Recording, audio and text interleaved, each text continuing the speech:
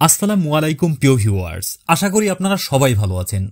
আজকের ভিডিওতে জানব সরকারি চাকরিজীবীদের জন্য নতুন পে স্কেল বাস্তবায়ন নিয়ে সরকারের সর্বশেষ সিদ্ধান্ত কি।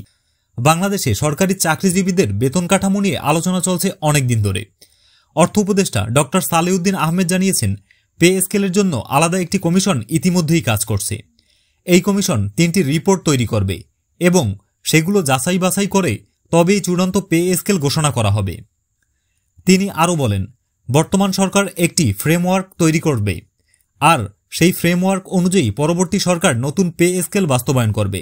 অর্থাৎ এখনই মূল কাঠামো তৈরি হচ্ছে আর পূর্ণ বাস্তবায়ন হবে পরবর্তী সরকারের মেয়াদে। অর্থ উপদেষ্টা আরও উল্লেখ করেন, গত 8 বছরে এই বিষয়ে তেমন কোনো অগ্রগতি হয়নি, তাই বর্তমান সরকার অন্তত একটি নীতিগত ভিত্তি তৈরি করে যেতে চায়, যাতে ভবিষ্যৎ সরকার সহজেই তা বাস্তবায়ন করতে পারে। তবে বাজেটের ভারসাম্য এবং অন্যান্য সামাজিক খাতের ব্যয়ও বিবেচনায় নিতে হবে বলে মন্তব্য করেন তিনি। তো ভিউয়ার্স, আজকের ভিডিওটি এই পর্যন্তই। নতুন পে স্কেল বাস্তবায়ন নিয়ে সরকার এই পদক্ষেপ সম্পর্কে আপনার মতামত জানাতে পারেন নিচের কমেন্টে। দেখা হবে পরবর্তী ভিডিওতে। ততক্ষণ পর্যন্ত ভালো থাকবেন, সুস্থ থাকবেন। আল্লাহ হাফেজ।